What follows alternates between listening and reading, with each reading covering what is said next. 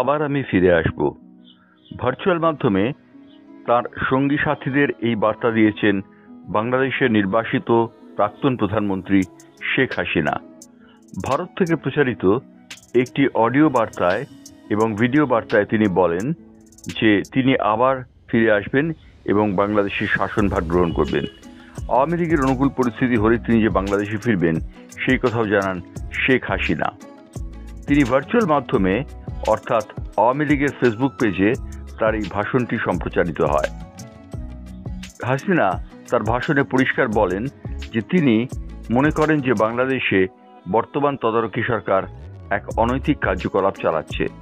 তিনি বলেছেন, July August মাসে তিনি যখন ক্ষমতাচ্যুত হন সেই সময় আক্রান্ত পুলিশ কর্মীদের সহায়তার জন্য তিনি তাদের পাশে থাকবেন।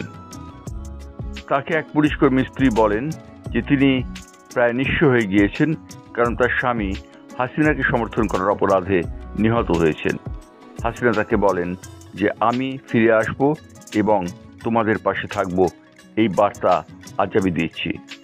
উল্লেখযোগ্য যে রাষ্ট্রসংঘের একটি মানবতা কমিটি বিষয়ক কমিটি রিপোর্ট দিয়েছে যে শেখ হাসিনার আওয়ামী লীগ সেই সময় ক্ষমতায় থাকার জন্যে তারা অত্যাচারের রথ চালিয়েছিল। একই সঙ্গে বর্তমান তদারকি সরকারও সেই পথে হাঁটছে বলে রাষ্ট্রসংঘের মানবতা বিষয়ক কমিটিটি সেই রিপোর্টটি জমা দিয়েছে, যার ফলে ইতিমধ্যে হাসিনার এই দেশে ফিরে আসার বার্তাটি রীতিমতো তাৎপর্যপূর্ণ মনে করছেন অভিজ্ঞ মহল। তারা বলছেন শেখ হাসিনা অনুকূল অবস্থার খোঁজ করছেন এবং অনুকূল অবস্থা পেলে আওয়ামী লীগ পালের বাতাসে একটু হাওয়া পেলেই সঙ্গে সঙ্গে দেশে ফিরে যাবেন। উল্লেখযোগ্য, বর্তমানে বাংলাদেশে এক চূড়ান্ত অরাজকতা চলেছে। সেই অরাজকতায় হিন্দুরা কার্যত প্রায় বলি হচ্ছেন এবং হিন্দু বিরোধী আচরণ মাথাচাড়া দিচ্ছে, সেই সঙ্গে মাথাচাড়া দিচ্ছে ভারত বিরোধী আচরণও। উল্লেখযোগ্য যে শেখ হাসিনা বর্তমানে ভারতে রয়েছেন।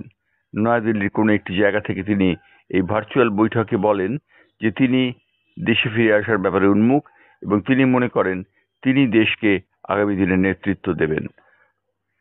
শেখ হাসিনার এই বক্তব্য সম্প্রচারিত হয় বাংলাদেশের আওয়ামী লীগের অফিসিয়াল ফেসবুক পেজ থেকে। ব্যুরো রিপোর্ট, বাংলার পালস টিভি।